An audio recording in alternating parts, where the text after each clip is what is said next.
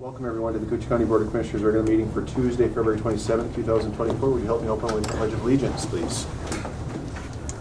I pledge allegiance to the flag of the United States of America and to the republic for which it stands, one nation, under God, indivisible, with liberty and justice for all.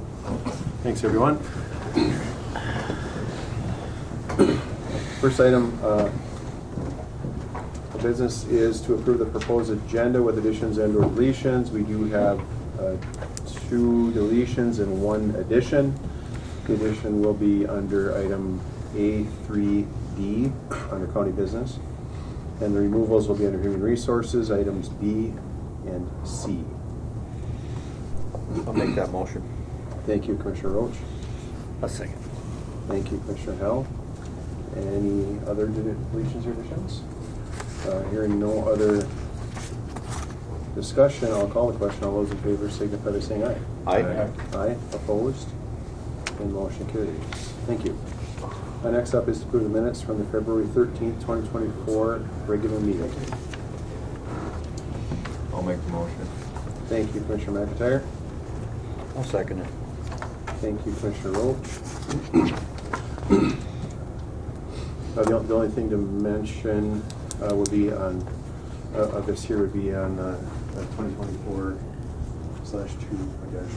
just the voting yes part.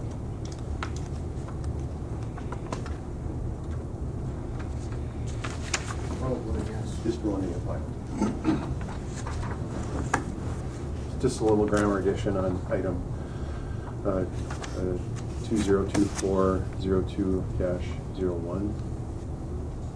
And just it's just the voting yes part when we voted, so not a big deal.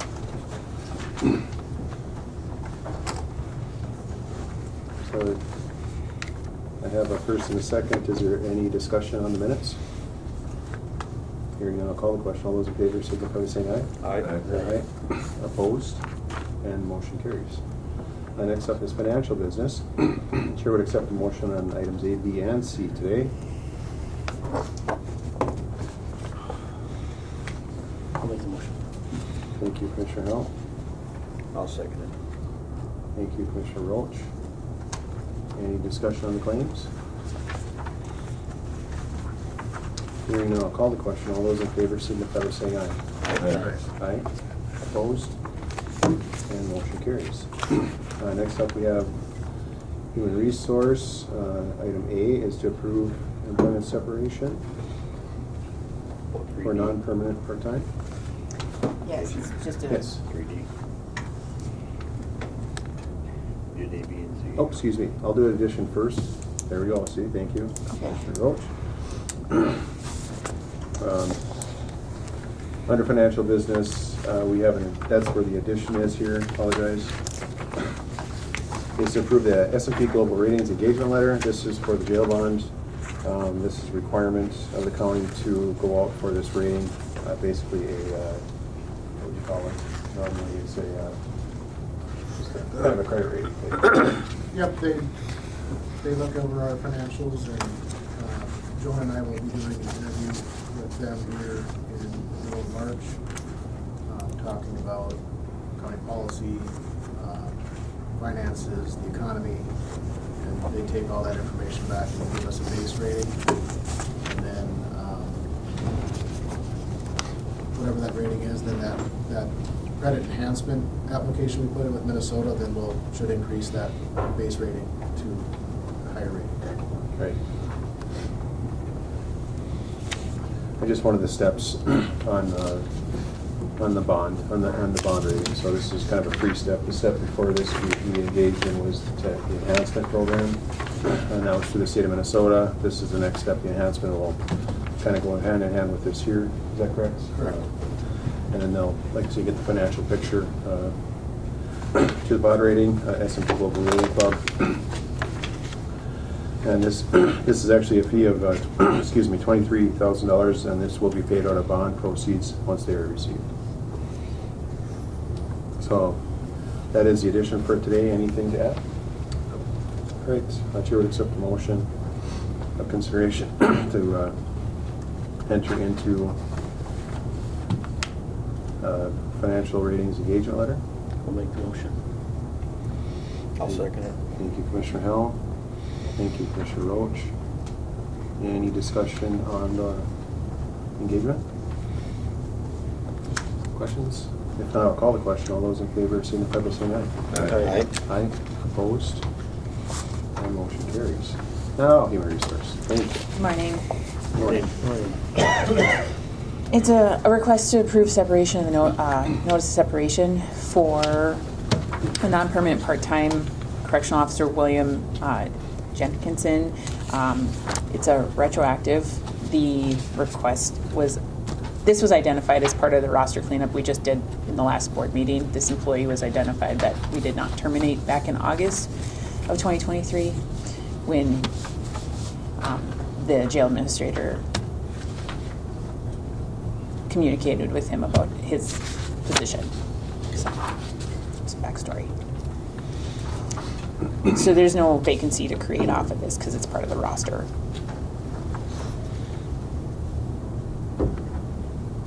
We're just kind of cleaning up some of the Yep. tasks. Okay. Yep, just identified that we didn't communicate the separation to the board back in August. Okay, excellent. Chair would accept the motion to approve that separation. I'll make the motion. Thank you, Commissioner Hill. Second. Thank you, Commissioner McIntyre. Any questions on the separation? Discussion? Hearing none, I'll call the question. All those in favor signify by saying aye. Aye. Aye, opposed? And motion carries. Thank you. Thank you. Excuse me. Next up is to approve the social media policy. This is something Adam's been working on with the department heads. Yeah, I can speak to this. Okay. We had a request to create a general county Facebook page for general government. Not to replace the website, but to provide the public with factual information about county business and hopefully provide more awareness around whether it's voting or hours of operation or meetings and things like that to keep the citizens abreast of county business. So we started looking into it. We do have 4 existing Facebook pages that are operating through the county. They are the Sheriff's Office, Public Health, and then Veteran Services has 2 pages, one for General Veteran Service and then one for their Warrior Initiative. So when I got the department directors together, we talked about just a general Facebook page, but we also talked about needing a policy to help govern how we use those pages. So I know several of the committee members looked at several policies from counties across the state, and we drafted this policy, and we did a first reading and then sent it out with any amendments. And so the committee recommends that the board approve the policy as written. So open to any questions you may have. Questions for Adam, and this is primarily going to have information on a different area than what's already being covered, so the other Facebook pages will still be up and Yep. running. Yep, they have followers already, and depending on what's going on with the sheriff or public health, it made sense that they stay separate from a general page. So this will be different things, yes. All right. And this will be approved, it looks like, through kind of just current meetings and things like that, what gets put on. Yeah, we talked about, future requests. We don't know where social media will go in the future. And there's multiple platforms out there, so we just wanted a formal way for people to request anything new. So we figured that those that are currently administering current pages would be that committee, and we kind of vet the request individually, and then how it might affect the whole county with existing, social media platforms, and then we'd make a recommendation finally to the board if we felt it was a valid request. So, and we just talked, the policy kind of walks through, to protect the county against, improper use, and directs administrators for those pages on how to use social media. It also ties a section on, personal use of social media for staff, and then how to work through that process of requesting a page. So Do we have individual policies about the social media regarding county business and things like that that are for staff and things like that already? No, Okay. no, that we have had nothing on the record. There are some, equipment use policies through IT on what you can use your county computers for. Right. That might, flow into this a little bit, but nothing specific on social. Okay, just we keep it in the family there, so. Correct. Sounds good. Any questions for Adam on this policy? Accept the motion as presented to accept the social media policy. I'll make the motion. Thank you, Commissioner Roach. A second. Thank you, Commissioner That Hill. includes approving a general Facebook page as well. To include, yes, we'll put that on there. To also include a general Facebook page. With the first and second, any discussion? Hearing none, I'll call the question. All those in favor signify by saying aye. Aye. Aye, opposed? And motion carries. Thank you. Next up is to approve grant application request to AARP. Come on up. How you doing, sir? Hi, Mr. Chairman. Read about you in the paper a little bit. Oh, yeah. Good work. Thank you. We are requesting on behalf of Koochiching County and the Koochiching Technology Initiative to be able to submit a proposal to AARP to do a little work with some of our seniors and others in the community, working with student digital navigators to assist in some of those classes. The bulk of the proposal is for purchasing of used computer devices, laptops, for those enrollees in the courses to take home with them once they're done with the class. And I guess we're just looking for permission to submit that proposal. No dollar amount is requested of the board. I see the range is anywhere from $500 to $50. Yeah, it looks like. we're not quite sure yet, but around 12,000 is what we're looking at. Okay. And I noticed you had this program set up and coordinated a program with the community, with the youth, and getting involved with some of the. Yeah, we've computer already literacy. already done a couple of those sessions. Our next one actually is March 20th at the Vets Lodge over at Bacchus, and that is open to anyone, veterans and the general public. Excellent. And that's in Bacchus on the. Yes, at the Vets Lodge. That's right. All right. Well, thanks for all your work on this too. Yeah, appreciate your support. Absolutely. Thank you. Any questions for Tim? Keep up the good work. All right. Thank you. Thanks. Thank you. Wishes of the board. I'd move we approve. Move to Support. Thank you, Commissioner Erickson. Thank you, Commissioner Hill. Any discussion? Hearing none, I'll call the question. All those in favor signify by saying aye. Aye. Aye, opposed? And motion carries. Thank you. Next up, we have Public Health and Human Service. Got a couple of considerations. Morning. Good morning. First up, you have the interagency agreement. Yep, that's our interagency agreement we have to have with between the state, the county, and county attorney's office, sheriff's department for administration of the 4D program, which is the child support program. It basically outlines all the responsibilities and everything in that.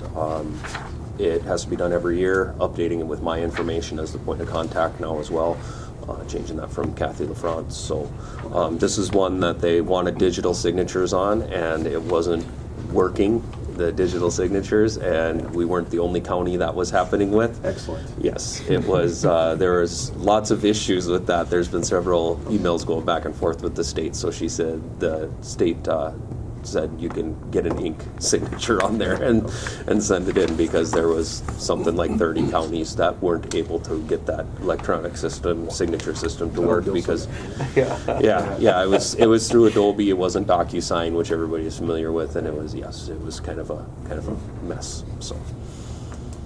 Excellent, so it's an annual agreement? Yep. Every year here, and then we'll sign it, we'll be good for another year? And, Yep. And outlines the responsibilities of Yep. who does what? Yep, of who does what, and it covers all the statutory language and all that stuff. We have to administer the program, and in order to do that, we have to sign this agreement. So. All right. Sounds good. I would accept the motion to approve the 2024-2025 Child Support Program Interagency Cooperative Agreement. I'll make the motion. Thank you, Commissioner Roach. Thank you, Commissioner McIntyre. Any discussion or questions? Hearing none, I'll call the question. All those in favor signify by saying aye. Aye. Aye. Opposed? The motion carries. And next up, we have a couple of burials. Just one. Just one, excuse me. Yep, one burial. This was one of our residents that was under emergency guardianship from the county due to vulnerable adult dementia, things like that, and was in a facility and passed away. So, I would accept the motion to approve the burial. Make the motion. Thank you, Commissioner Hill. I'll second it. Thank you, Commissioner Roach. Any discussion? Hearing none, I'll call the question. All those in favor signify by saying aye. Aye. Aye. Opposed? And motion carries. Excellent. all right, Thank you. Thank you. Thank you.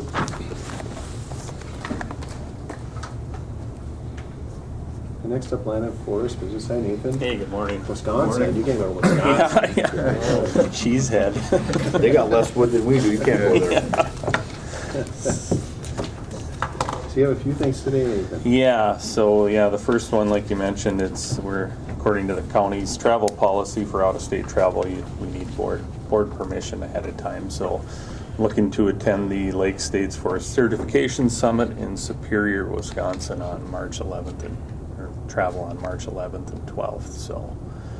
So what that meeting is about, it's all of the public, so our forest lands are third-party certified to FSC and SFI standards, forest management standards, and so they're calling this meeting of all the forest management certificate holders for FSC in the Lake States to come together, because FSC is proposing some revisions to their standard that may not be conducive for us as public land managers moving forward to stay certified. So we all want to, and in this group collectively, we hold a lot of the acres and certified FSC acres in North America as a group. So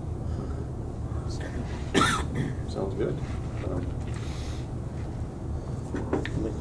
Thank you, Commissioner Hill. Thank you, Commissioner Erickson.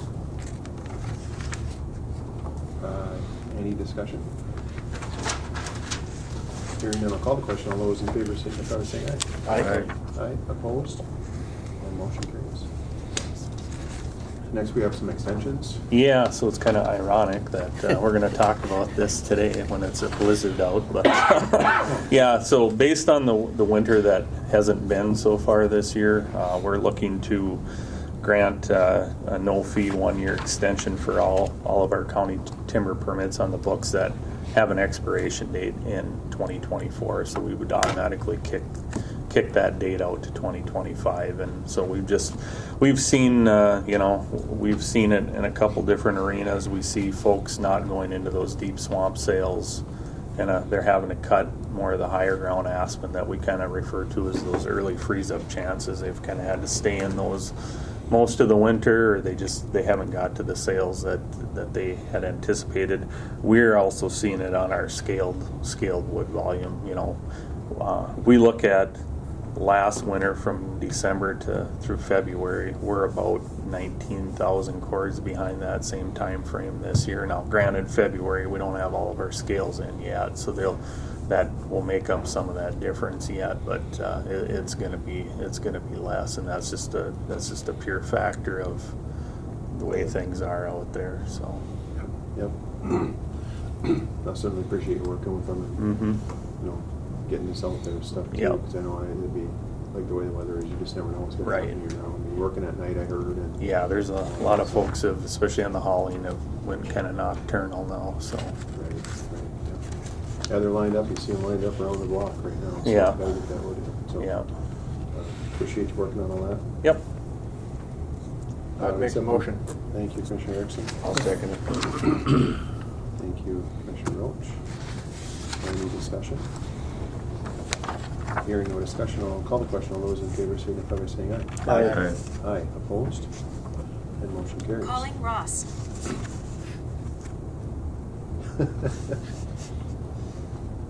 Hey, Ross. Next up is to set the reserve accounts. Yeah, and do the tax forfeited apportionment settlement account as well. So this is an annual thing. This is to set the distributions for the 2023 tax forfeited trust fund account, the balance that's left in there. So that's, we first set aside $40,000 for reserve parks, $150,000 for reserve timber, and then we have that promotional account that we split up amongst KDA and the cities within the county, and then whatever's left gets portioned out according to statute, 40% to the county general revenue fund, 40% to the school districts, and 20% to either the city or township. And because we don't have organized townships in Cooch County, that goes into the unorganized township fund. So you can see those breakdowns. It's a little bit better than what last year's figures were, but fairly close overall.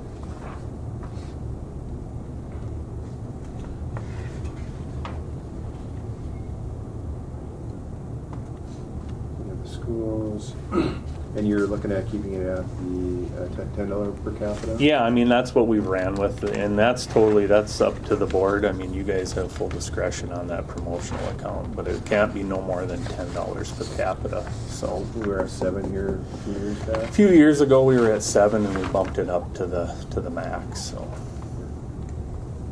And that promotional account is supposed to be used for the promotion of tourism, agricultural, and industrial development, so. And there's some requirements tied to that too for reporting and things? Yeah, we send letters, it's just to those entities saying that, hey, at any time, just, have documentation in order in case, where it was ever to get audited. We never have, but, if a city uses those funds on something, it's supposed to be within that realm, and it's, that language is fairly broad too, so. Yep. Great, wishes of the board. I'll make the motion. You want to keep it at $10 per capita? Yes. Great. Thank you, Commissioner McIntyre. Second. Thank you, Commissioner Erickson. Any discussion? Hearing none, I'll call the question. All those in favor signify by saying aye. Aye. Aye, opposed? And motion carries. Thank you. And we'll go over the review. Yeah, so this is just an informational item. It's just to review the results of our January 31st timber auction. So we had 26 tracks in total that we offered. We sold 25 at the auction. We still have 1 track that remains unsold over the counter. So we sold a total of just over 30,000 cords total for a sale value of $108,000, or $808,000, I should say. So Aspen is always kind of the telltale sign of how the auction is going. Our Aspen prices, you can see on that second graph that's included in your packet. You can see Aspen prices have dropped a little bit from where they had been, but I would anticipate moving forward here, just based on how the winter has gone, that our future auctions, especially for summer accessible wood, are going to be, I would anticipate stumpage prices to be higher than what we had at the last auction, so.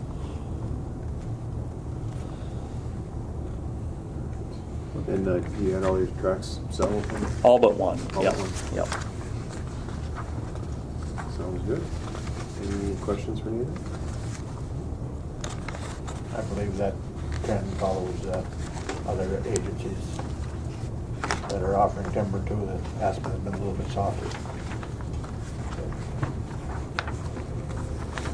not an outlier, and the county is an outlier, so.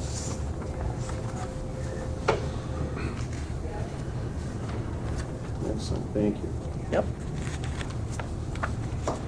Then we have a resolution for a public land survey monument grant application. Yeah, so this is kind of an item from the survey department, but I'd be happy to handle it. So last year, the legislature appropriated, I can't remember what the total figure was, it was in the millions of dollars to, for a grant program that counties can apply to remonument, for a remonumentation grant. So, you know, Koochiching County, we have thousands of corners that once were, that just over time, because of access, resources, funds, what have you, they've just, you know, we haven't been able to keep up on that, and we're not alone in that arena. So this grant program is a welcome program. So what we are doing is we've identified 2 townships, kind of in the southwestern part of the county, kind of east of North Home, in that Highway 1 corridor. That is we picked a couple townships that are a good mixture of county, state, and private ownership.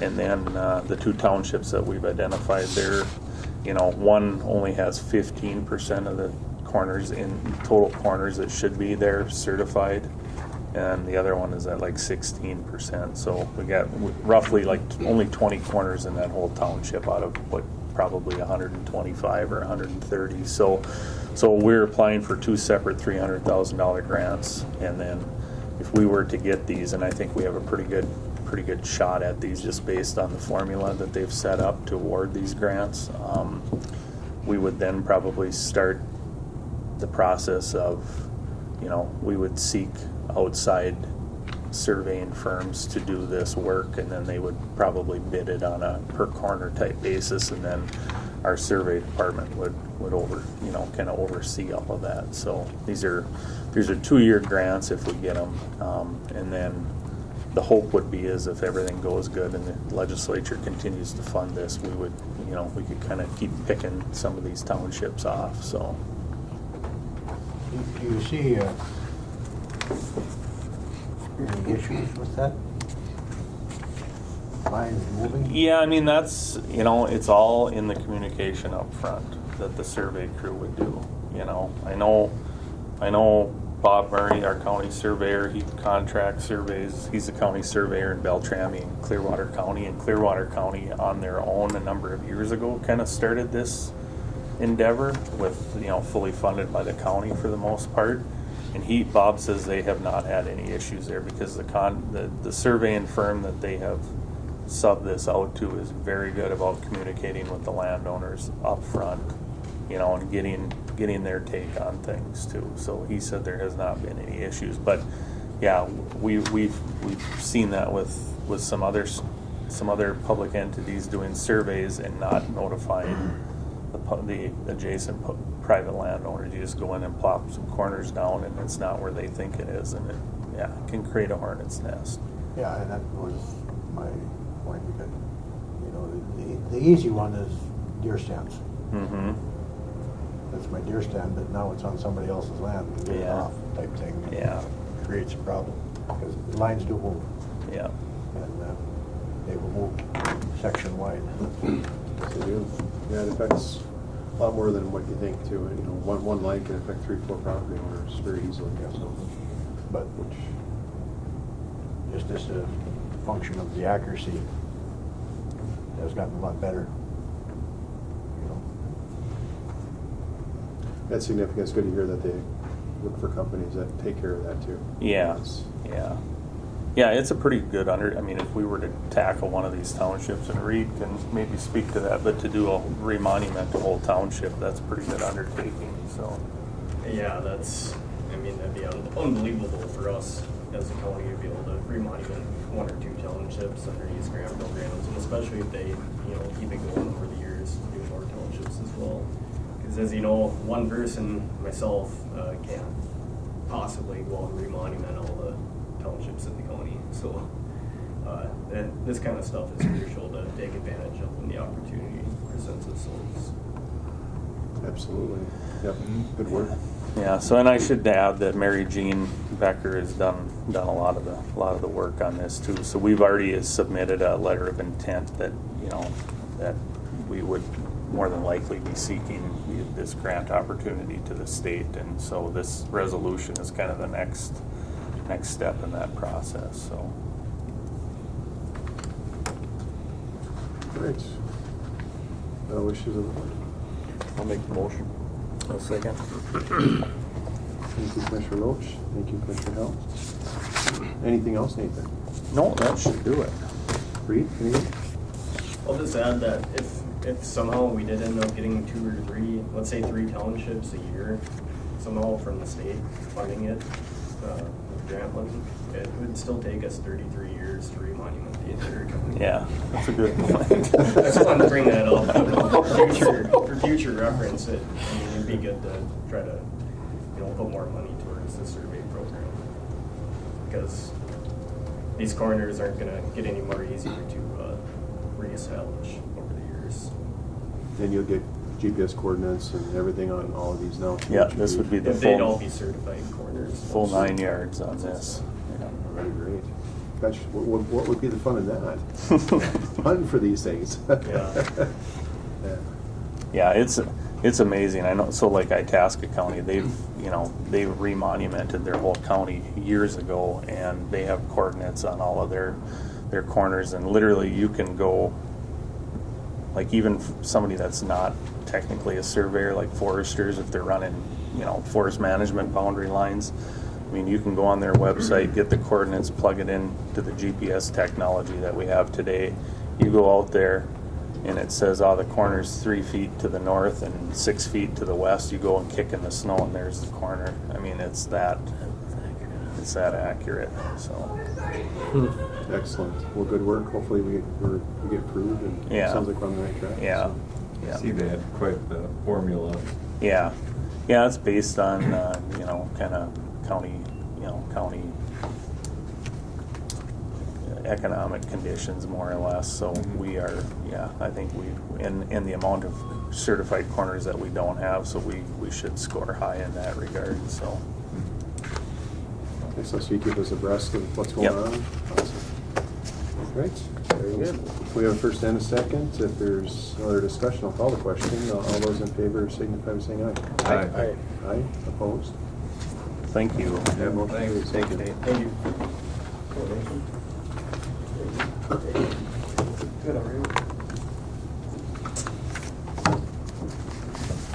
Also worked for Trent today. The highlight of your day, right here. So you got a few things to go through. I do. 6 items today, for now. First one would be authorize the highway department to solicit quotes for hire trucks, propane delivery, and nuisance beaver services. This is something that we quote out every year. The hired trucks, typically if we have a big project, moving gravel somewhere, we'll hire that contractor to come out and assist us. Propane delivery, of course, we hit all the outlying shops with propane delivery. The one in the falls here uses natural gas, but all the outlying uses propane. And then, of course, nuisance beaver services is self-explanatory. So, like I said, this is a yearly RBA that we put out.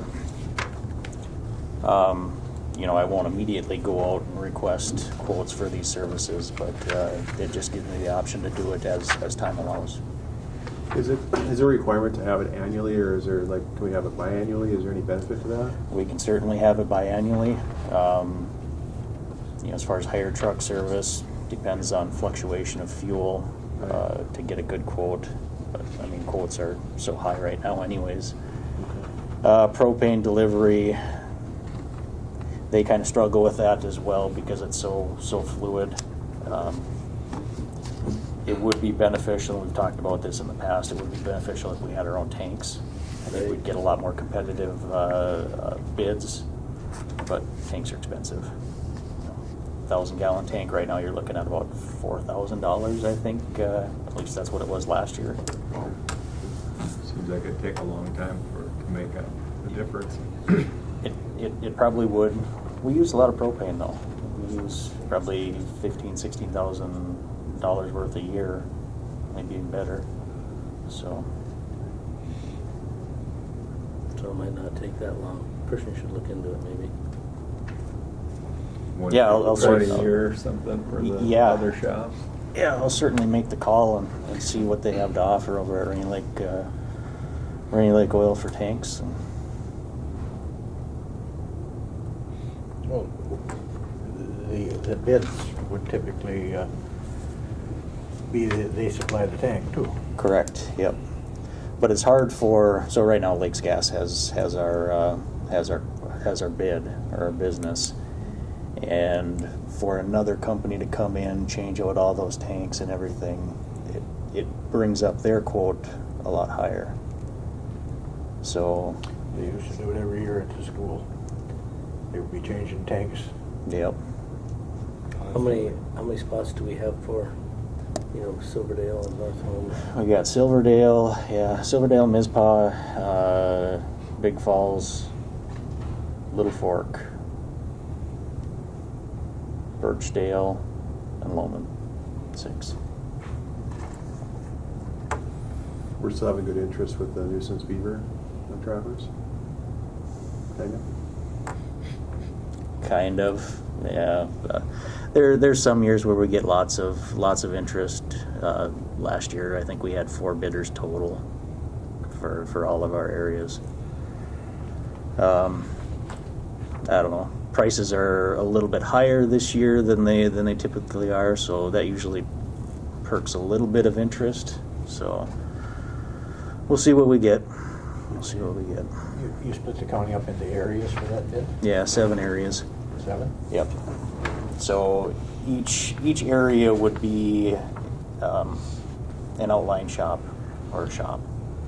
So that way, Little Fork would only have to work with 1 trapper, whereas in years past they had to work with 3. Big Falls would only work with 1. North Home would only work with 1. Tied to the county shops, basically. Okay.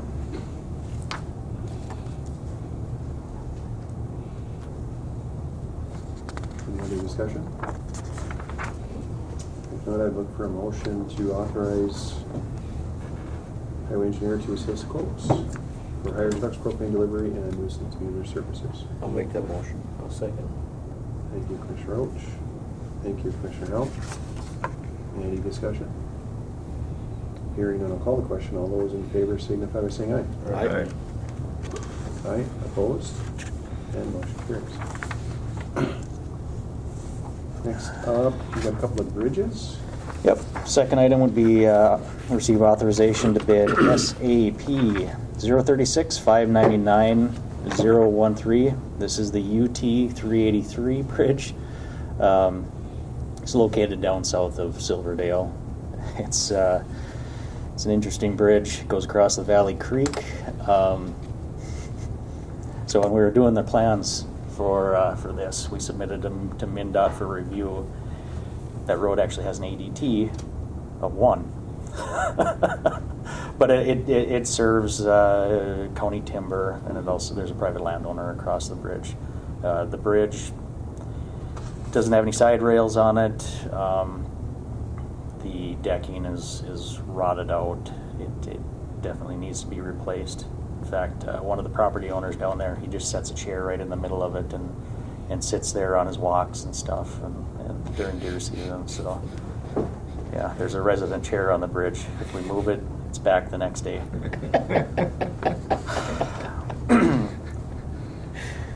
So we designed this to be replaced with box culverts, 2 lines of box culverts, 16 by 10. We are going to be getting $661,000 approximately from the state for this project. So we have to come up with about 20 for the construction of it. 20,000? That's Mhm. it? Yep. So it's a good deal for us. Is that in the budget? This is in the budget. Yep. Yeah. The remainder we'll use lost for it. That We'll have to award sell is stuff. based on the engineer's estimate. Correct. Yep. What if the bids come in lower? If the bids come in lower, they adjust. They keep the money, they don't let you keep it. Yep, yep, Darn guys. yeah. So, yeah, we're looking for authorization to bid that project. I'll make the motion. All right, thank you, Commissioner Hill. I'll second. Thank you, Commissioner Roach. Any discussion? Hearing none, I'll call the question. All those in favor signify by saying aye. Aye. Aye, opposed? And motion carries. We have another bridge. Yeah. A little different on this one, though, right? Item, well, we still do well. Still do well, yep. Item number 3 here is authorization to bid SAP 036 598 032. This is County Road 101 bridge. This is off the end of the Black River Road. It's the gravel portion of the Black River Road west of Loman. Again, this bridge is not in the greatest shape. It's been identified as one that we need to replace. This one, we're going to be receiving approximately $983,000 from the LBRP fund, Local Bridge Replacement Program. So we would have to come up with about $420,000 ourselves, again paid through Lost. Engineer's estimate places this project at a little over $1.4 million. You say it's got a timber bridge there now? It's timber, yeah. Yeah. I know which one that is. That's going to a box culvert also? No, this one would be a slab span concrete. And part of what brings this up, you can see in there we've got a one lane bypass in there, which is about $175,000. But we've got some residents that live beyond it, and to route them around to Big Falls, through the Fierro Road, or through the Indian Pines Road over to 72, up around to Badet is just a little bit too much. So There's a ton of timber that comes across that bridge too. there is. So that bypass lane will be used by timber haulers throughout the summer as well. What do these numbers, the 036, 598, what do they signify? So when we get grant money, it changes a little bit, but 036 is the Koochiching County code. Okay. And then the next numbers, they're typically the road number. It usually always starts with 6, and then it'll be the road number after that. So like say we were doing something on the Linford Road, County Road 1, it would be 601. Or if we were on County Road 20, 620. When we get state funding or bonding, then it changes to a 5, typically. That's state funding. That would mean that it would be coming from state. Yep. 98 is typically a county road. 99 is typically a UT road. And then the last 3 numbers are the progression of the number of projects that we have on that road. So this would be the 32nd project that we've got bonding for on a county road. It's just a coincidence that it matches the county road Yep. number. Yep, that's coincidence. Okay. That doesn't happen often. So we've got 32. We've had 32 projects over the years that on just local county roads that have gotten bridge bonding or something else. Since when? Since they set up these project numbers. So that's a Doug question there. Just check and see if you did your homework. Yep. Is this mileage, some of the mileage that was changed from UTs to, or is this different? This one was, but it was changed before. It was changing? Okay. Sorry, it was changed after the project was set up and everything. Okay. The state still has a little bit of issue with the fact that we changed our UT roads. Sorry, some of our county roads to UT roads, but we left them labeled as county roads, Right. as to not affect people's addresses. So that's something that we're working through. All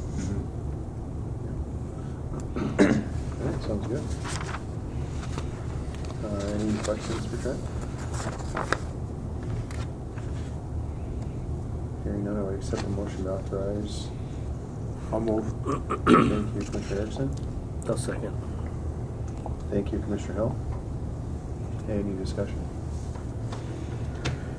Hearing none, I'll call the question. All those in favor signify by saying aye. Aye. Aye. Opposed? And motion carries. Number 4 here. So you'll look at this project number and say, why does it start with a 9? It has federal funding. So item number 4 is to approve and sign a MnDOT cooperative construction agreement for the 332 roundabout, project SAP 036 932 001. Again, we have to pass a resolution first for the folks to have authority to sign off on this agreement, and then we have to sign off on the agreement. This cooperative construction agreement, it highlights the responsibilities of each governmental unit between ourselves and MnDOT. Talks about construction activities that are going to be occurring, talks about payment, talks about maintenance activities after construction is completed. All of it is pretty standard MnDOT stuff. You know, they don't like to take a whole lot of responsibility for themselves or pigeonhole themselves. But yeah, I reviewed it and then also had the county attorney review it, and everything looks good. This also carries over into the responsibilities within the contract once it's bid or when it's bid? Correct, yeah. Yeah, so this project, the county is taking it up to letting. After letting, then MnDOT will take over the construction oversight services. You know, we'll still be making the payments and everything to the contractor, but MnDOT will provide the inspectors and contract management. And so first, we're looking for approve the resolution, and then also, upon approval of the resolution, you would be signing the cooperative agreement. Yep, so approve the resolution. Let's see here.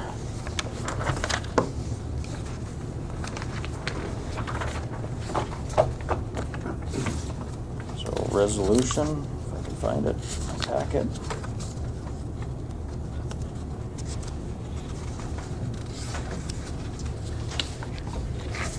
Resolution, I think, is the last page of,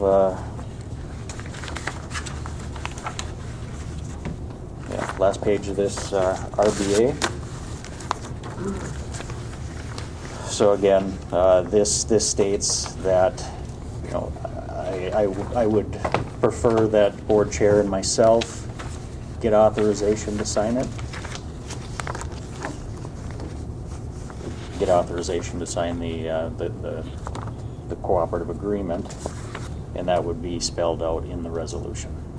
I'm going to take a step back here. I should have earlier. Give us a little history on this roundabout for just the folks for information. And we've had public meetings, and we kind of went through a process here over the last couple of years, actually. So yeah, this project has been kind of in the coffer for as long as I've been here. You know, we've always heard complaints, especially after the east-west portion of 332 was redone in between Trunk Highway 53 and 1171. The intersection at 332 and Trunk Highway 53, it's on a corner, which causes a super elevation, which, especially in icy conditions, is quite treacherous. You know, thankfully we haven't had any major accidents, but at some point one would be coming, I'm sure. I got together with the timber producers, and the timber producers were very vocal about wanting to see something done with this intersection. We did an intersection control survey or study, it must have been in about 2020, I believe, And we looked at, stop signs, we looked at overpasses, we looked at stop lights, we looked at advanced warning signals, and it was identified that a roundabout would be the best option for this particular site. Went through some preliminary plans, did several public meetings, and I think most folks were in agreement that this was the best option. Doing nothing certainly wasn't an option. So, we started engineering on the project. It was about 2 years ago, and again, it's a cooperative project between us and MnDOT. Roundabout itself, I think it's over there. Used to be over there. There we go. Yeah, if you want to flip it just 90 degrees other direction. There you go. So you can see how it fits into the existing intersection quite well. We didn't have to buy too terribly much easement, just in that northwest quadrant there, and then some temporary down in the southeast quadrant. But we've secured that. Dimensions on the roundabout, I think it's 170 feet if I remember correctly, which is pretty substantial. Should be able to fit big trucks, big loads pretty easy. So, yeah, I got the approved plans yesterday. MnDOT finally signed off on them, so that place is bidding. We already got approval from the board for bidding. It will be out in the paper next Friday. So is that the 9th, I believe? And then we'll open bids on April 12th. Start the project, I think it is June 3rd. What's the bypass look like there for folks coming into town? Yeah, so the project will be done in segments. So the majority of folks are going to get routed up 332 and then turn on the Van Linn Road and go out. Back out to 53? Yep. Okay. Good to know.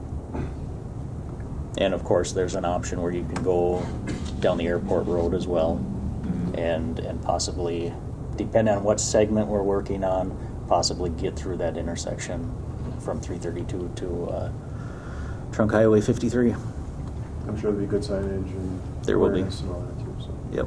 They're gonna have lights and everything there after it's all done. What's that? It'll be lighted. Yeah, it'll be lighted. Yeah. Yep. So that's one thing that's highlighted in that agreement is the county's on the hook for the monthly service costs of the lights that are going up. Anything major, say somebody hits a light, MnDOT would take care of that. But the day-to-day stuff, we're in charge of that. How long was the construction period? It'll likely go from the beginning of June to, we're hoping, the end of August. It might roll into the beginning of September. Depends on weather. So. Tourist season. Yeah. Yep. I believe that study that, and I was at some of the meetings, but I believe it was a study that they done that showed that, what was the number, 98%? It was a really high number of vehicles ignored the stop sign from 332 across to left, including school buses. So I think once you get used to a roundabout, I mean, I kind of like them myself. Because I hate sitting and waiting at a red light. Yeah. Well, they've had them in other parts of the country for years. I know Vail and Colorado has had them since the 70s. Well, they're coming all over. Now you see them. I mean, they cause less incidents and the severity of the incidents. The one thing. They don't necessarily cause less accidents, but the severity is significantly less. I thought it was less too. Maybe not. No, Anyway, severity is a big thing. They predict that there's probably going to be more fender benders, but they're at a slower rate of speed, and it's more glancing blows as opposed to a T-bone or head-on or something. Or the Bullwood coming in and people nosing up behind that trailer. Yeah. And they turn, I think I see a lot of Fenders that, missing. but it isn't gonna be bad, but. Well, you know, you'll have to slow down. People get used to it. You'll know you'll have to slow down in that corner too, which is, I think, important. It's Yep. a minor inconveniences. It only adds a few seconds to your trip, so it's really insignificant. Yeah, it's really a poor spot for an intersection, really, because you can't see coming out of town, and you can't see, you know, when you're coming, you gotta look this way. This is the way it worked. That's a tough deal when you're coming from the Either west. way. For sure. Yeah, it's Will they be able to level that out? Or, you know, 332 kind of dips down before it gets to 53. You're going to kind of level that out a little bit more. It is. So Trunk Highway 53 will get rid of that super elevation that they've got there on the corner, and you can see on the construction overview there where we go back into 332 quite a distance. Mm-hmm. We probably got, I don't know, 4 feet of grade raise or better in that area that have come up. So. I've pulled many trucks off that. Yeah. They were high centered in the middle of that corner. Well, you pull a lowboy across it, and actually in 2016, we had to get MnDOT to address a little bit of that high super elevation on it'd be the east side, because lowboys were getting hung up. So.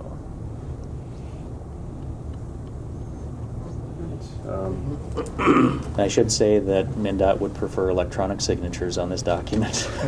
That's if we can get them to roll. I'll work with that. I'll tell you. I tried on the HHS. I just think it must be the department, maybe. No, I'm just- it was rough there. So anyway, Well, yeah. I can help through the system too. Absolutely. For consideration, here's approve the resolution. Once approval, then we would sign a cooperative construction agreement for the SAP 036-932-001. I'll make the motion. Thank you, Commissioner Roach. Second. Thank you, Commissioner Erickson. Any further discussion? Hearing none, I'll call the question. All those in favor signify by saying aye. Aye. Aye. Opposed? And motion carries. Item number 5. I told you folks I'd come back after we came up with an agreement on the 2 tandems with Volvo or with NUS. So I just wanted to give an update. Of course, we got approval here a few board meetings ago to purchase 2 Volvo tandem axle chassis for $165,000 each. At that time, the state bid had been completed. So they finally completed it, and we ended up securing these 2 chassis for $152,882 each. We expect the chassis to be completed by the end of July and outfitted by the end of October. So we would have them in possession first part of November, which worked great for our schedule. Came in under bid even. They did. Underestimate. Yeah.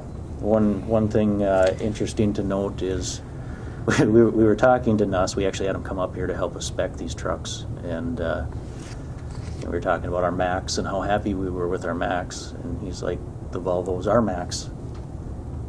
And we're like, "Really?" He's like, "Yeah, same engine, same chassis, essentially. The only thing different is the cab." Yep. So, yeah, he's like, everything in the engine is interchangeable. One's just plated Mack, the other one's just plated Volvo. So, we were happy to hear that. And the timelines again for everyone is quite a bit of difference in the timelines. It is. Yeah. It is, yeah. I think, like I said, Mack, let's see, we're in 2024 right now. When we met with him, he was thinking maybe the end of 2026 where we could get a Mack, but probably 2027 after it's outfitted. So that was a no-go for us. Sounds like a good deal. Yeah. Yep. So no action there, just informational. I see, though, I know, I was just looking at the chassis, it came back less than anticipated, so that's good. Yeah. But don't worry, this next one will get you. Yeah, let's hear about this. Okay, so looking to trade our 3/4 ton Ram. It's a unit, what was it, 173, I believe, in on a half-ton truck. So we're looking to receive quotes on trading in this 2017 and purchasing a half-ton. So this truck has been a special piece of equipment for us. That's why I kind of chuckled about the Dodge making it. So we bought this truck back in 2017 under state bid, paid $28,000 for it. Standard warranty, I believe, was 3 year, 36,000 miles or 36 months. We've had troubles with it since we purchased it. As you can see highlighted in here, I pulled the maintenance history on it since the warranty ran out. We've got $9,900 that we've spent on servicing it. You can see about every year we've had issues with it. On February 2nd, we brought it in. It needed a new cam. So that will be an additional $6,000 that we'll be spending on it. The dealership said that they would eat some of that. They were talking about $2,000. We'll see what the final cost is. So we've got, anywhere between $14,000 and $16,000 into it. We're supposed to get it back today. I told them to make an appointment for next week to bring it back. It's just not. It's not reliable. It's A new cam. Yep. That's virtually unheard of. Chevrolet's had the same problem Huh? with cams. And these engines? What engine is this? That is a 6.4 gas. So why are you buying a half ton instead of another 3/4 ton? Can I ask that? Yeah, we talked about it, and right now we've got 3/4 ton or bigger. We've got a 2005 Ford 3/4 ton up here. We've got our flatbed 1 ton that's up here that has issues itself, but that's a newer vehicle. I think it's a 2014. This 3/4 ton is used by our mechanic to run around, get parts, inspect roads, whatever. We just figured that we didn't need a 3/4 ton. Okay. They're not comfortable to to ride around in, especially that particular one. Buy it 1 ton. Yeah. And find out how comfortable that thing is. Yeah. And then, the fact that they're more expensive too. If we're looking at buying a 3/4 ton or 1 ton under state bid, we're pushing upper 40s now in price. And You don't want a 1 ton unless you... yeah. Yeah, the Dodge that I'm talking about here, it just hasn't been worked. I think original plan was to have it pull in, a skid steer trailer or something, but it just never fit in. So I'm assuming that on trade-in we'll get around $20,000. That's what Kelly Blue Book puts us at, and that's what we had for preliminary budget numbers. I'm assuming a half ton would be in that $40,000 range, so we would come up with $20,000 to make that purchase. We'd pull it out of our fund reserve, unless you wanted to take the extra ARPA money and saved off the chassis and push it our way. But either way, just don't feel it's the right fit for the highway department anymore to keep that vehicle. Any idea on timelines for these half tons? I don't have any timeline yet. Well, we had a presentation at the last board meeting from the local Dodge dealer. Dodge dealer. And he hit on that, if you remember right, he hit on this truck and how it was having issues. I'm sure it'll help you out. But if I went for quotes, I would get quotes from the Ram dealer as well as Ekman or Border. Order. yeah. Did they work through the state bid then? Because, I mean, the numbers you're throwing at 40,000 or something, that's about half of what, 3/4 ton right now, you could spend 100,000 on one. Yeah. So we've got Diesel engines, of course, I guess. With that. They won't be working through state bid, but we do have a fleet number that they can utilize to get the cost down a bit. So that's what keeps the county from buying diesel engines, is length of time, or that we can keep the vehicle, or, I mean, I've had several Dodge diesels that run 300,000 miles, Sure. but they're general miles. Example, also. Yeah, in the past we haven't bought diesel just for cost, initial cost. Initial cost. Mhm. You know, typically when we get rid of a vehicle, you know, it might be 15, 20 years old and the engine still runs good, but it's the body Doors that's, fall off. yeah. But I think if you were to be looking at pulling skid steers or doing some of that heavy hauling, then it might be worth looking at the extra cost for diesel. Sure. Yeah. So what we're considering here is to authorize highway engineer to advertise for bids for a half-ton truck with trading in the 3/4 ton. I'll make that motion. Not necessarily bids, just quotes. Quotes. Yep. Get I'll quotes, second. see what their bid is at the same time. Thank Kill you, two Commissioner. birds with one stone. Thank you, Commissioner Roach. Thank you, Commissioner Hell. Any further discussion on the quotes? Hearing none, I'll call the question. All those in favor signify by saying aye. Aye. Aye. Opposed? And motion carries. Thank you. Thank you, Trent. Have a good day, Trent. I'll be Thanks. here. I'll be back in 10 minutes. All right, next up is environmental service. Consideration of a conditional use permit. Good morning. Good morning. I had some dental work done this morning, so my mouth is a little numb, and I'm sure that the dentist, they probably have a early lunch break to join the meeting and watch me perform.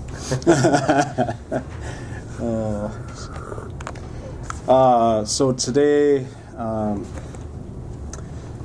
we have a conditional use permit application submitted by Zach and Leah Workman in order to operate a vehicle detailing business with limited water use. The Planning and Zoning Commission met on Thursday, February 15th, 2024, to hold the public hearing on the conditional use permit application. The parcel is located at 4052 Highway 11 and is located approximately 1 mile south of the city of International Falls. The applicant provided information on the application for conditional use permit in order to operate the home occupation vehicle detailing business, cars, boats, and etc. The applicant stated they will be washing vehicles off-site at local car washes and will finish detailing the vehicles within the garages on the property. Water use on the site will be limited with no water entering the sewer system or being discharged outside. The applicant explained they were also requesting a conditional use permit for agricultural uses, which include chickens and no more than 5 sheep. The Planning and Zoning Commission heard additional information provided by the applicant and public comment. The Planning and Zoning Commission voted to make a recommendation to approve the conditional use permit application. with limited water use, no water entering the plumbing or draining outside, as a home occupation type business within the 2 garages. And the applicant requests to, the applicant's request to allow the agricultural uses as well. As a condition of the conditional use permit, the applicant shall hire a surveyor. This is what was recommended by the Planning and Zoning Commission. Hire a surveyor to monument the property lines and prepare a certificate of survey to be filed with the county. So that certificate of survey will show all the buildings and will definitely mark out the property lines so that all activity and improvements will happen within their own property. One of the neighbors had come to the public hearing and had concerns about water and various other things and things entering their property, and so they expressed those feelings, and so the Planning Commission wanted to make sure they addressed that with the applicant, and that the applicant agreed that they would make sure all activity would occur on their own property and take care of any of the issues that were discussed at the meeting. So just looking for your consideration on this application. And I do believe, Yes. My name is Greg McClellan. I'm Leah's dad and was involved with them with the purchasing of the property and yeah, no, okay. Some of the things that Zach wanted to, they had to be out of state right now, but they didn't want to miss the opportunity. They're thankful for you guys taking the time to hear them. And they also stipulate that they never have any intention of having any more than 24 chickens, no butchering done on their property. They haul them out to have that done. They've already contacted, as was just mentioned, a surveyor's coming up from Bemidji in a week to survey the property. It's going to have a very detailed border where it matches the property in question, and a little bit more general on the other borders that aren't in dispute is the plan right now, I guess, unless you guys have a different stipulation on that. And they also got on James Kennedy Trucking's schedule to come and reshape the thing in the spring, which they tried to do last year actually, but just with the busyness of the trucking outfit, they weren't able to get it in. But you guys are familiar with that road. There's a lot of water around there and stuff, and they're trying to find a way to get that diverted to the ditches a little better so that their property is a little more usable. They understand that so far back, there's not much you can do. They kind of bought a chunk of swamp there, but for the part that's already cleared with buildings and stuff, they want to get that going the direction they can as best they can. So, Great. Well, thank you. And if you want to hang out here, we may have a couple questions for you here moving forward. But sure. I'm just going to go through some of the what are the bases for approval. Just some questions that is within the application that they've already been answered, but I'm going to ask this of the board just as a reminder of what this conditional use, kind of entails, and then just some type of, questions of how it affects the property around it, so on and so forth. So I'm just going to run through this here, and then if you want to hang out, we'll just, if we have any questions, we can let you know. Okay. Yep. So conditional use permit shall be granted if it is found that, item number 1, the conditional use will not be injurious to the use and enjoyment of the environment or detrimental to the rightful use and enjoyment of other property in the immediate vicinity or neighborhood, nor substantially diminish and impair property values within the surrounding neighborhood. Number 2, the establishment of the conditional use will not impede the normal and orderly development and improvement of surrounding property for uses predominant in the area. Item 3, location and character of the proposed development are considered to be consistent with a desirable pattern of development for the locality in general. Item 4, the proposed development and or land use be consistent and in keeping with the spirit and intent of the zoning ordinance. And then item 5, whenever it is deemed necessary and advisable, a limitation and or renewal of the conditional use permit may be required. So I just ask yourselves when we're thinking about this as a home business based in 2 garages with some livestock here. I requested no more than 24 hens, no roosters would be allowed. I think that should be put into anybody's motion, and that was discussed and I think agreed upon by having no roosters there. So it's just idea of the noise and things like that in the area that it actually is, because it's just real close to the area where it's allowed, but not quite in the area where it is technically allowed. So I think out of consideration of the neighbors, I think there should be no roosters. One other consideration as well, it is a home business. Like you said, a lot of this work's going to be done within the garages of the home business. There'll be no water usage into the system. And if there is, that does become an issue. That'll be taken care of and installed if this expands or kind of moves along there. And I know lots of folks have these types of businesses. I don't feel that this is a noise-making business. I feel it's indoors, and in the confines of your property too. I think that's important to understand. And they have a couple garages there, one smaller garage and one larger garage to do this work. So it'll be undercover. Yes, please. Mr. Chair, if I may, just a comment about home businesses under the zoning ordinance. They have to stay within their buildings. So Yes. no work can happen outside of the building as part of that home business. So they have to stay within the buildings. So that is one thing that's just part of the approval of a home business. Excuse me. Thank One you. thing I think of with the noise is that the noise, the neighbor in question that had the issue, as far as noise goes, his property actually is kind of L-shaped behind, and there's actually another business, the quilt shop, in between those two properties. So as far as noise being a factor there, I don't know how that can really. No. I mean, I understand you're thinking of all of them, but actually the neighbors that are, anything that they've done has actually been the other side of the property, close to the other neighbors, where actually the ditch does work better, and those neighbors haven't had a problem with the noise or any of it, actually. Right. No, I was just thinking for the roosters. Yeah. Like it's. Oh, yeah. If it's inside the building and stuff, and if that's a requirement under the current ordinance, Yeah. then I think that's where they'll. Yeah, I just agree, fall and back. they have never had a rooster. Pretty much what they're dealing with is laying hens. Right. But they did do, and I don't know if they plan to again in the future, but they did try some meat chickens one year. But again, even in that situation, they hauled them off to go get butchered. They didn't do it, and it was only I forget, it was 10 or 12 of them or something like that. Sure. But, Yep. And I think one other mention here is the sheep. I think we're going to have some grazing sheep. Yeah, they're thinking tethered as well, perhaps. What's that? Tethered as well.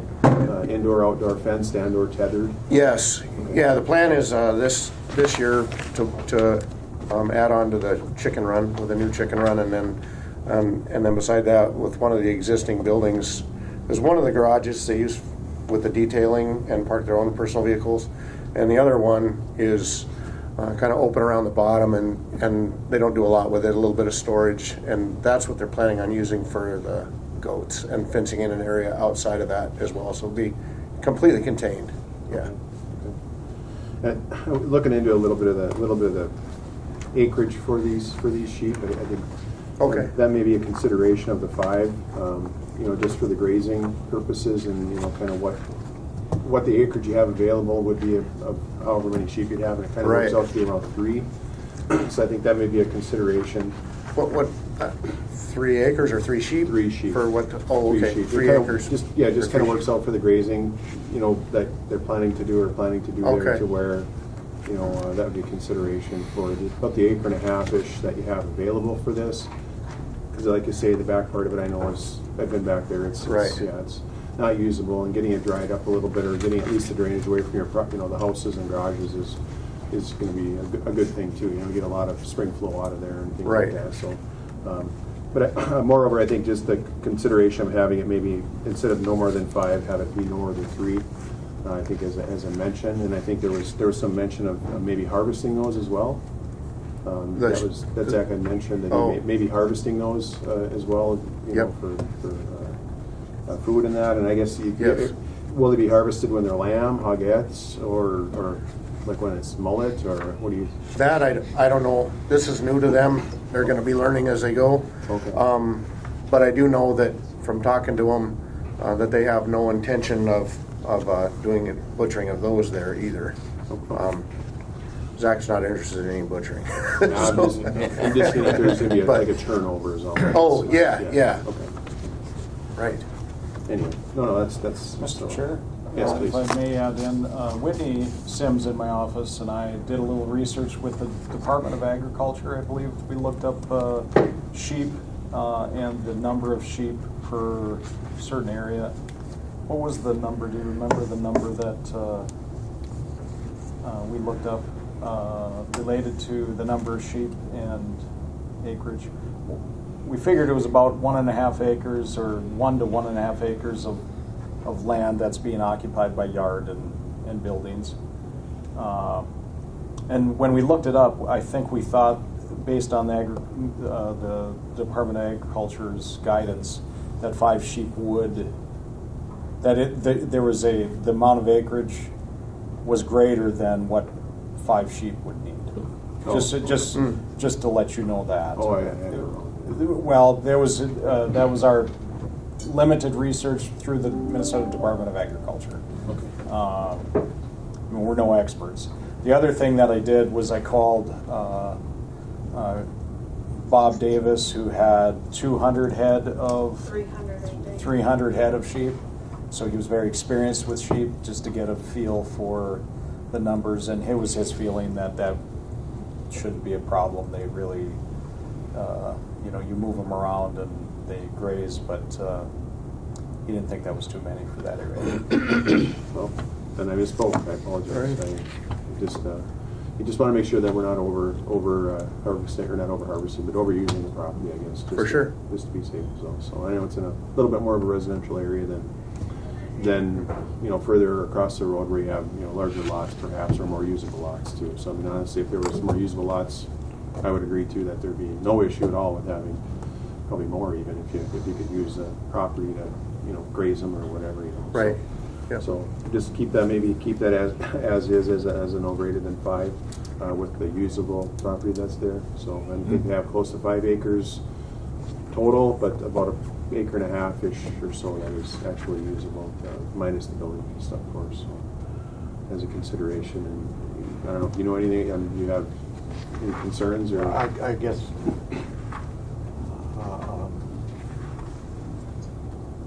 I'm not sure why we're concerned about the number. Okay. That they will regulate themselves. If they could hold more, that's fine. The Department of Ag would take an average. Maybe this is above average. Maybe it's below what they take. The county should be concerned about if they're impacting the neighbors, they're getting out, or they're doing something like that. Not about the number that's there, or the noise. I just think we're too far into the weeds. As far as a rooster crowing, there's trucks and pickups and loud motorcycles going past 100 yards. And you're worried about a rooster crowing? I mean, that's just me. No, some people don't like it. This is a change of use for that property. So, but we can't. We should not be in unless the applicant is doing some demonstrable harm to somebody. Have at it. And they've already, the amount of money it's gonna cost to survey the property, they're willing to do that, willing to come in with landscaping and everything else. They're going above and beyond, as far as I'm concerned. Yeah, me too. this is a use change, but keep in mind, so the places around them do not have this use. They would have to do the same thing as this person is doing to get this use. That's my only thought and consideration of having any type of limits or numbers, is just that this property, or where this property is located, I should say, the predominant use in that area is not this. That's why we're having this discussion with the conditional use. So it does change the use of that property. Now, I understand very close by or nearby, the use is unlimited, but in this area it is not. That's why we're kind of looking at the consideration of numbers and noise and things like this here. That's the only thing I guess I'd like to mention too. So honestly, I'm not against anyone using it. I am trying to be more considerate of the neighbors as well, because if you have chickens running all over in other people's yards, so on and so forth, that might not be desirable to some people. Maybe some people don't care. Some people might. And the flower beds. The chickens will be penned in, so. Yeah. They do ask, in regard to the survey, if they could get by with a little bit less than more on the paperwork, because they want to have they're set up to have a very, like I said, very staked out, detailed on where they butt the property in question and down that side of the property. But the other side, they were gonna do more general, and the surveyor told them if it involved a lot of office work, then the price goes up exponentially of having that survey work done. And so if it's, since the buildings have been there a long time and everything, I don't know how helpful that would be anyway. Seems like where it butts a property in question, but that's your guys' call. But any rate, if they could get by with a little less than more on the paperwork, it would be beneficial to them. Well, Unless there's some reason you need that. well, that's, yeah, you know, it's a 10-0 vote on here, so I didn't vote for this. However, I do somewhat disagree with this. I think I think if you have some neighborly discussions of where that property is, perhaps, in so far as a fence, and you have agreement within the neighbors from the neighborhood and the adjoining the budding neighbors, I think that would probably be sufficient if you can get that. If not, you know, then obviously you have to do what you have to do. I mean, if you can get some agreement with your neighbor that's in question on that southwesterly property line, that might be something to consider. I think it's a little far-reaching within a CUP to do this, to be honest with you, but go ahead. I'm not sure. So the Planning and Zoning Commission, and I know, Jason, you were there, but the discussion was that the neighbor who had a survey done on his property, but had concerns about encroachments onto his property. And the discussion was, hey, you know, his monuments might not be right in the area of development that they might be interested in. And so to eliminate any concern, it was the Planning and Zoning Commission's recommendation to have the surveyor mark exactly where the line is, where they're going to be doing their work, so that there's no possibility of encroachment or issue, to eliminate that as an issue.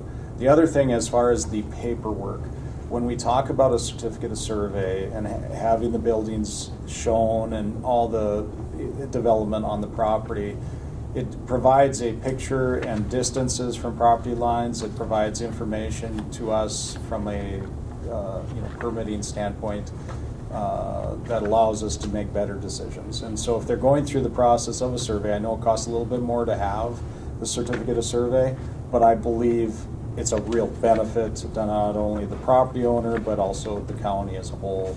Because if the neighbor asks for a survey, which they will, I can guarantee it, they'll want to see that copy of that survey, and they'll want to see that, you know, all development is staying within their property. So they'll want to see where those monuments are, just like any other person. So If they ask for the survey, are they obligated to pay for half of it? no. They pay for their own survey on their property, but the monuments may not be where their development is. The monuments might be somewhere else. So I'm confused. If they know where their lines are, then what's the issue? they said that there was an encroachment onto their property and they want it rectified. And the Workmans had said, yes, we will resolve that issue. And so, again, without the survey and the surveyor marking out the areas of concern, I think it's a good idea to have the survey personally. I think it's a very good idea. It takes a lot of the question out of where exactly those lines are. It eliminates that issue. And now you know, and you should keep all your development within your property. So I think it's well worth it. But that's your call. The recommendation by the Planning Commission was to have them have a survey done, and having documentation is important for us. I thought where I live, and maybe I'm wrong, and maybe where other people live, that if I questioned where a property line was and requested a survey, that I would at least need to pay half of it. And the neighbor, I believe the neighbor would have to pay half. If it was, maybe there's a process you have to go through to do that. But You know, I don't know if it's related to like farming and fence lines. I don't know if there's something related to that, and I can't recall. But I know that in this particular case, and we get this all the time, people are concerned about a property line and concerned about encroachments, and we say that's a private matter. I mean, they have to resolve those issues. But if one person wants to get a survey and the other person doesn't, the other person is not forced to get that survey. Yeah, that's probably correct. And if you want the survey, then you pay for it. That's correct. That's correct. And But if that line's already been surveyed, Record why can't they just go by that? so the surveyor will, but they're going to further mark the line so that your development area is clearly marked and you have no issues. So that the monuments that might be out there, you might try to shoot a line and you can't see because of brush or whatever. A surveyor will mark it out and make sure that whatever development occurs on the property, you keep it within your property. And that was the intent of the planning commission to say. And I think Zach was, said, yeah, I certainly don't want to be on anybody's property. And there, if there was any encroachment, Right. it certainly was unintentional. And I was not trying to create an issue with my neighbor. And there was lots of things I didn't know when I bought the property, and I'm learning as we go, and I'm trying to resolve issues and not create them. So Right. it was his, at the meeting, he stated, yeah, we'll get the survey because I don't want to have an issue. And if that, and the planning commission said, well, as long as you work it out with your neighbor and we don't have issues, we don't want to make any of the neighbors upset about the things you're doing. It should be a win-win, right? So. But I think what the way you were trying to word it is do the one survey on the south side of the property and do a limited one on the north side. Is that the way you were Right, trying yeah. to say it? Because the neighbor to the north, you have no problems with him? No, just the one neighbor. And it's only on part of the, because they're butting the quilt shop property for the first lot, and then that guy's property wraps around behind the quilt shop. Yep. With woods there, and then, so it's from there on in the property. And so what they're making, and actually what they have back there now, there's a building there, but I'm curious about the encroachment because there's nothing there. But they want to put a fence from the corner of the building out around for the goats, not toward his property, but on their own. And so what he's thinking with the survey is that when the surveyor comes out and marks that line, then you can see clearly where the line is, just right on the ground, flagged, and they're going to put them, like I said, on the other side, they might just put one at the front corner and the back corner or whatever, but on this side, they're going to mark it very well so that he makes sure he stays away from that. But I understand the advantage of the paperwork, but for what they're doing, I guess that seems like overkill, but.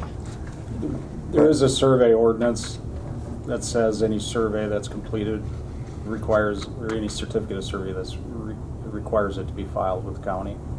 We do have an ordinance that states that, but if a certificate of survey is not prepared, then it doesn't need to be filed because it's not prepared, right?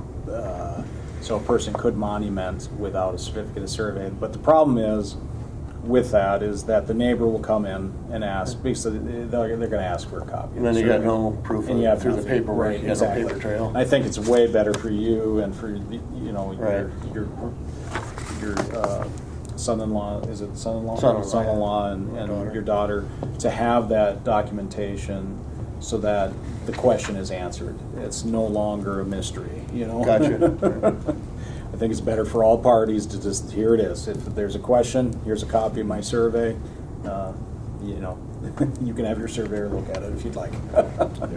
Maybe have them take pictures of where the flags are, Right, or yeah, go out, to take a see, video or something. to see where the buildings are and where the flags are, so that Yeah. that So what might happens clear up if the survey, and you've said that the neighbor already had it surveyed,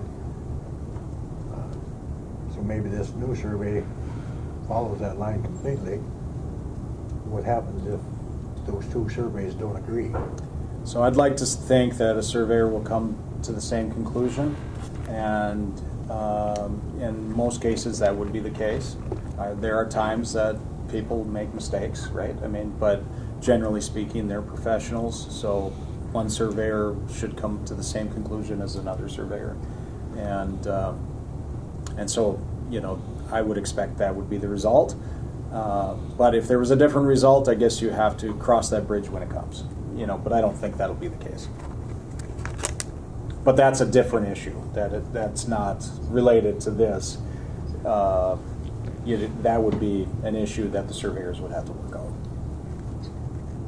But I don't expect that would be the case. I'd like to think surveyors will come to the same conclusion. It's why we hire them. Established property, and I think we had that, just had that discussion with the monumentation grant that we discussed earlier, that, and I've seen it in property around, that when it gets resurveyed, they move, because accuracy is better, equipment is better, and things like that. So when was the other survey done? Within the last couple of years, I think. Probably they should agree. Yeah, yeah. So then the point becomes, why do it? Well, because the monumentation's not in the area that they need it. You know, it's probably in a place that is not as accessible or easily seen. And then the other thing is, they're independently marking their line in the areas that they have, an issue with, and can resolve any issues because they know exactly where it's at that location. It's not them telling them where it's at. It's a surveyor telling them, this is the line. Yeah, and I don't think Zach and Leah wouldn't even care if he just went off of the other guy's survey. They just want to know where the line is, so they make sure they're not causing any problems with the neighbor. No encroachment. Yeah. Right. Well, wishes of the board. I move that we approve it. The Planning and Zoning Commission approved it. I see no reason to disagree with them. Any conditions or just unlimited? Just the conditions that are in there. Conditions that they set. There's a motion made to approve the conditional use permit allowing the operation of a vehicle detailing business cars, boats, etc. with limited water use to the operation, no water entering, plumbing, or draining outside as a home occupation type business within 2 garages, and approve the applicant's request to allow agriculture uses which are limited to and include chickens and no more than 5 sheep at the subject parcel, as long as he works with his neighbor or it can be revoked. Seconded by I. Motion was made by Pretty Me, excuse me. Earlier stated to amend the motion to include the hiring of a survey to monument the property lines and prepare a certificate of survey to be filed with the county. Motion passes 10-0. Is that what your motion will be? Okay. I'll second that one. Thank you, Commissioner Erickson. Thank you, Commissioner Roach. Any further discussion? Mr. Chair, if I may. Sure, go ahead. So at the last meeting, we discussed the motion, and they amended the minutes just a little bit from the draft minutes, and amended it to what I put on the board action requested was exactly what they amended it to. So Was exactly what they amended. yeah, to. yeah, yeah. So that does require the more extensive survey, correct, or not? A certificate of survey will Certificate of survey, will okay. need to be filed. So. Okay. And I personally think we feel it's a little bit far-reaching. I think if there's an issue with property lines, it can be resolved between the neighbors necessarily. However, We've tried I that, wouldn't, yeah. if you're not sure, obviously, never put anything permanent where you're unsure. Right. Something that you can move, a shed or a fence is movable, whereas a building is not. So I think that's always important, I think. Right. That's why I feel just a little bit differently about this. You can very easily move the fence line if you need be, if there's a dispute, and quite honestly, I agree to a certain extent that, if the neighbor has an issue with where that's at and is unsure, well, then they can provide the proof and documentation that it is on their property, in my opinion. However, Right. with maybe what you're trying to do there, if this is going to be a longevity type of business, that might not be a bad idea to move the other direction too. So you're on the safe side, you have no issues with no one, so. So if they can work it out with him, they wouldn't have to do that to begin with, I guess, the survey. Well, not necessarily, because But- that's in the motion here, that we're. No, I mean originally it would have been a. Well, yeah, and I just, Yeah. looking at it, I personally disagree with it to a certain extent. I just think it's a little far-reaching to have a fence line survey, to be honest with you. So I would put a fence over my yard safely and not worry about the neighbor, and if the neighbor had an issue with it, come talk to me, and I'll move it. Or we'll Right. agree to disagree to a certain extent, if I'm quite confident in my abilities of, property lines. So anyway, but that's a, that to me, the way I've understood it is if there's an issue with it, with the neighboring property, it is to the neighbor's responsibility to, resolve that issue. And if obviously if the person that you're disputed with would be in indifference, well then, then you'd maybe have an issue there where it'd be more of a civil type of deal than actual business within this year, so.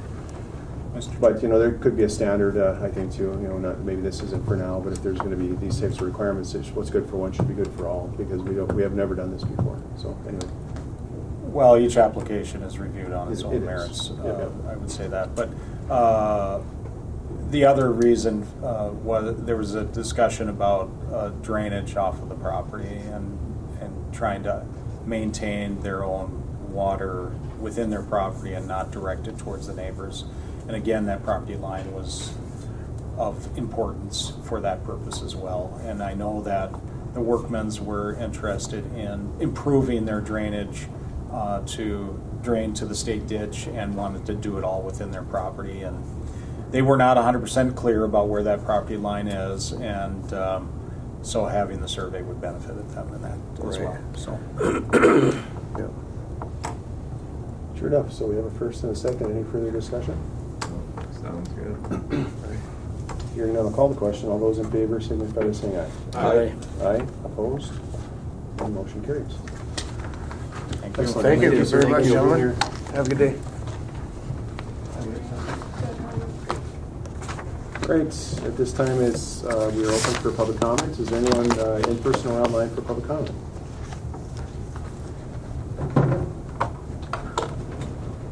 Hello? Public comment? Hello, can you hear me? I can, yes, please, go ahead. Can you state your name, please? Yes. This is Sheldon Bowe. I live on County Road 94. And just wondering, I know you guys had a meeting concerning the golf course, a closed session at the last session on February 13th. Yes. And I'm wondering if provide an update on that meeting, or if you can't yet, when we might hear something? Well, it's still ongoing, so there's really no information to share as yet. There hasn't been any discussion to move forward or not move forward, and no official decision has been made there regarding that yet. So more to come, I would have to say. Do you have any kind of timeline at all? I would say within the next couple of months. Okay, thank you. Okay, thank you, Sheldon. County Road 94, the golf course. Anyone else for public comment?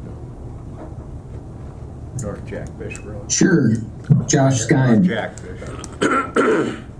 Yes, go ahead, Josh. So, I guess I was curious if the commissioners had an opportunity to watch the video where the Department of Corrections had addressed the board in 2021. That was on the video link I sent you. It was from August 24th, 2001. Yep. 21, sorry. Yes. Everybody had a chance to look at that, or? Yep. Okay. Yeah, look, sounds like it, Josh. Okay, so I guess everyone knows that the biggest reason we're building this new facility is, the largest reason is that we don't have adequate recreation and programming area.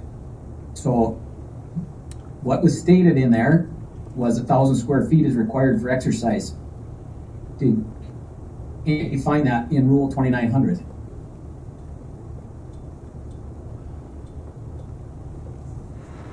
For the square footage you're talking, Josh? Yep. It was stated that we need 1,000 square feet for a recreation area. And it was Rule 2900 or Chapter 2900 from the rules, Minnesota rules. And I guess I was curious if anybody was able to find where 1,000 square feet is required. I was not, Josh, to be honest with you. Okay, so I guess, that's the largest reason we're building this new facility. It just seems like maybe more effort should go into looking at what it would take to get in compliance with our existing facility, because I still argue that Rule 2900 is for new correction facilities.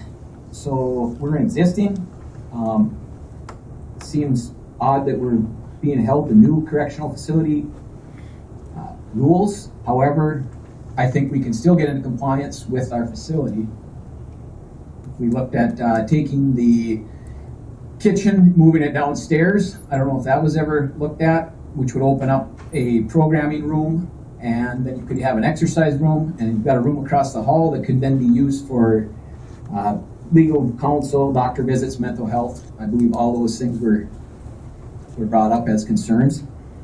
But I think that should be looked at and understand the cost, because $24 million I think we're looking at right now is awful lot of money.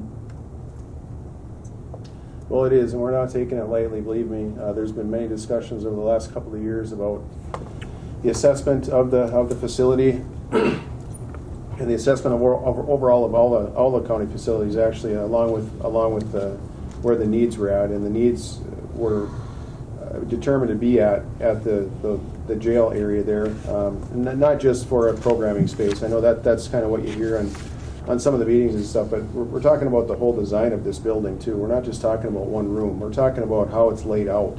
You have no sight lines, no vision. Everything's done with cameras. A lot of the actual visual contacts, the layout and the designs of these buildings have changed and updated to where, yes, we could look at obviously doing whatever. However, the structural part of this building, I think, is what we're concerned of, and getting too far into the weeds with redoing supporting beam walls would take millions and millions of dollars to do that. And I'm not talking $24 million, but I've looked at it and talked to many people since our last discussion here, and I will talk to more yet again on some of the more specific questions. Specifically, the building itself is not of a design that is adequate for what the purposes are for today. And that's not just the recreation area, like you mentioned. It's more for segregation, different types of folks, mental health, nursing. There's many things that we need to do that have actually given us struggles in the past here, just in the very near recent past. I think with the way of how inmates and sentenced folks are getting different opportunities, I think that's another thing that we need to consider too, that it does require more space and segregation. You can't have an exercise room in the same place where you have a doctor's visit, or a mental health visit or something like that. It just wouldn't be. Just doesn't work. You would have separate rooms for that. Well, you would. There's a room across the hall. That would be there.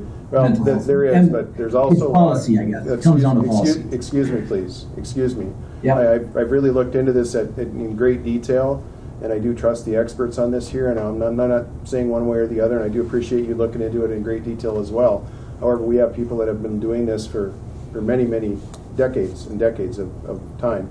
And I agree, yes. Can we do it for less? Yes, we probably can. We can rehab an existing building for maybe $11 or $12 million. Okay, let's just say that, just as an example. Say we get 10 years out of that $11 or $12 million.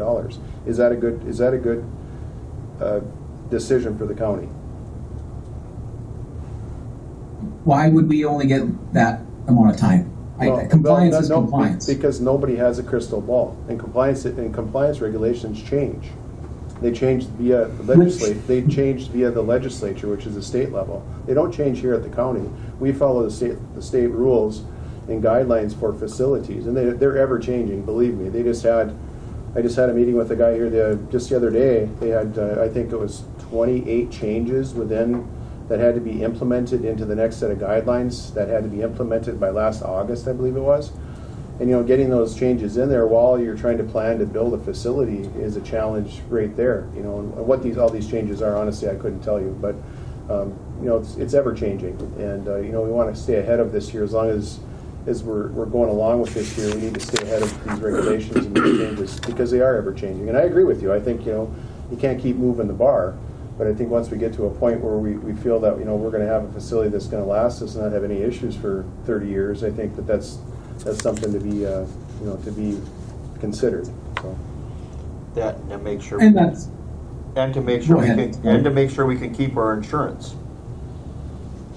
Well, that's a whole other issue. If we're in non-compliance and we do get, I listened to that same meeting that you did. I listened to it several times, and it is at the discretion of the Department of Corrections whether we get an issuance of a facility.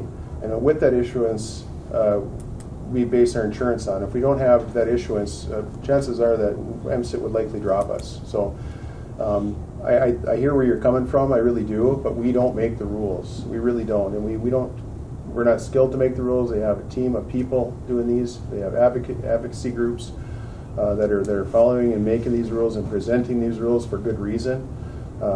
Whether I always agree with the good reason or not, that doesn't matter. We still have to follow what these rules are. So I hear where you're coming from. I really do, and it is a concern of mine as well. I think we have a large project here to do, but I don't think it's without its efficiencies either. And I think just getting this out into the public of saying, well, it's just an exercise room. It's not. We're talking about a linear design. We're talking about walking through public spaces. We're talking about having to hire, ship, and send inmates to other counties or other jails across the state. That's expensive. But not if we get in compliance. Well, and that's the linear design is. That's what we're working. We're working to do that. We're working to get into compliance, and we're good for another 30 or 40 years.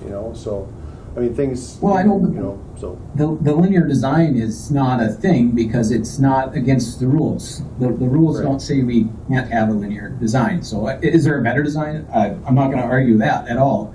But it's what we have, and we're a small community.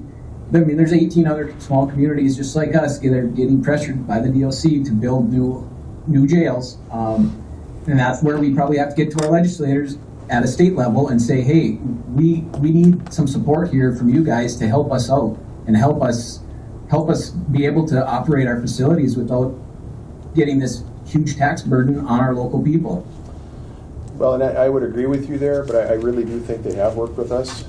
Actually, I think over the years, the Department of Corrections has worked with Koochiching County on keeping us going here, to be quite honest with you, because I think that they could very easily say, we're just going to give you a certificate of a 30-day hold or a 3-day hold, and that would not be a good situation. I think that being proactive like we have been, even though we were reduced in our timing, I think you also stated in that very same meeting that even being a 90-day facility doesn't change a lot of the needs and requirements of the deal. It's more of a squeeze to get you to move to do the right thing here before we have to help you do the right thing. And I think the county and the county board and the previous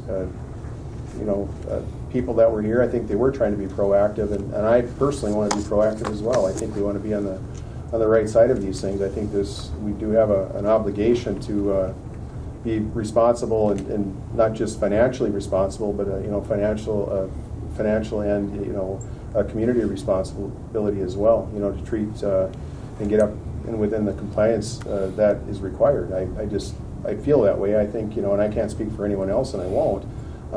But considering the cost of this too, we are going to see some efficiencies. There's some efficiencies there. Yes, we will have a building. However, we have inefficiencies outside that maybe some of these other entities can move into that building, and we can save some money in rental and other other areas of the county too. So it's not just a one thing to me. It's really along with this project, we're gonna improve our heating facilities and cooling facilities. I mean, that's a big deal, the way energy prices are anymore. So, I mean, and that's just one of many things. And believe me, we're really looking at how we can trim and try to be aware of every dollar that we spend, honestly. And I can't help inflation. I wish I could. And the timing is terrible. But we really have a committed response here and have had for a couple of years now. Kind of going through the steps of getting this and getting this to fruition, I guess, for lack of a better word.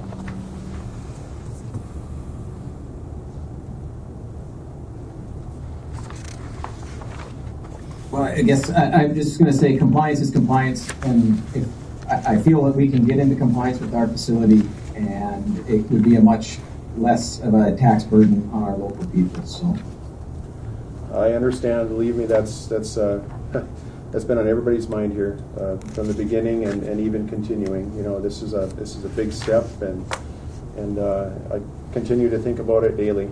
So it's not taken lightly, believe me.